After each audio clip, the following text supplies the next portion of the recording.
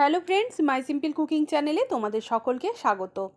আজ আমি তোমাদেরকে বানিয়ে দেখাবো নিরামিষ খুব সহজভাবে পটলের রেসিপি। দেখো, তার জন্য আমি গ্যাসের ফ্লেম অন করে কড়াই গরম করে নিয়ে পরিমাণ মতো সর্ষের তেল দিয়ে দিলাম, আর তার মধ্যে কেটে ধুয়ে রাখা পটল আর আলুটাকে আমি দিয়ে দিচ্ছি। এখন আমি পটল আর আলুটাকে দিয়ে আমি একসঙ্গে দুটোকেই ভেজে নিতে থাকবো। তবে এখন গ্যাসের ফ্লেমটাকে আমি মিডিয়ামে করে রেখেছি। পটল আর আলুটা ভাজা হতে হতে আমি এইদিকে দুটো মশলা তৈরি করে নেব। এখানে নিয়েছি 1 টেবিল স্পুন মৌরি, একটা মিডিয়াম সাইজের টমেটো, দুটো কাঁচা লঙ্কা আর হাফ ইঞ্চি আদা। একটু জল দিয়ে ওটা পেস্ট করে নেব। আর এইদিকে আর একটা মিক্সিং জারে নিয়ে নিলাম 2 টেবিল স্পুন টক দই, 6 পিস কাজু। দেখো, এখন দু রকম মশলাই আমার খুব ভালোভাবে পেস্ট করে নেওয়া হয়ে গেছে।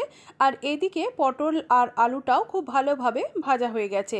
এখন পটল আর আলুটাকে সাইডে সরিয়ে রেখে ওই তেলের মধ্যেই দিয়ে দিচ্ছি একটা শুকনো লঙ্কা, 1 টিস্পুন গোটা জিরে।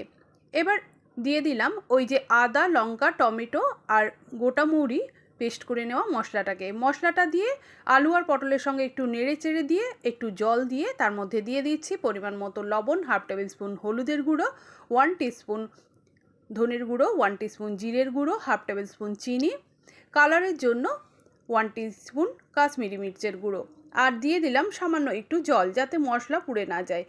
এবার আমি মশলাটাকে খুব ভালোভাবে কষিয়ে নিচ্ছি। আর মশলাটা খুবই শুকনো হয়ে গেছে, তাই আমি মশলার মধ্যে একটু জল দিয়ে পটল আলুর সঙ্গে খুব ভালো করে মশলাটাকে কষিয়ে নিচ্ছি।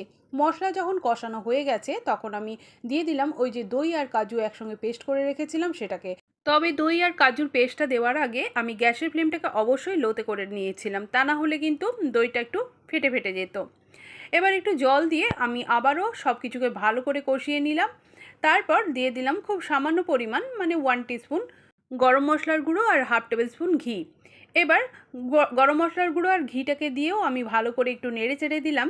তারপর দিয়ে দিলাম পরিমাণ মতো জল। তবে এখানে অতিরিক্ত জল ব্যবহার করার প্রয়োজন নেই, কারণ কষাতে কষাতে আলু আর পটল মোটামুটি অনেকখানি সেদ্ধ হয়ে গেছে। জলটা দিয়ে ভালোভাবে মিশিয়ে নিলাম। এবার ঢাকা দিয়ে এটাকে কিছুক্ষণ আমি তৈরি করে নেব। কিছুক্ষণ আমি পর চলে এসেছি। দেখো, নিরামিষভাবে পটলের রেসিপি তৈরি হয়ে গেল। তবে আমি মশলা কষানোর সময় আমি ঘি আর গরম মশলাটা ব্যবহার করেছি। তোমরা চাইলে রেসিপিটা তৈরি হয়ে যাওয়ার পরও ঘি আর গরম মশলা দিয়ে তরকারিটা নামিয়ে নিতে পারো।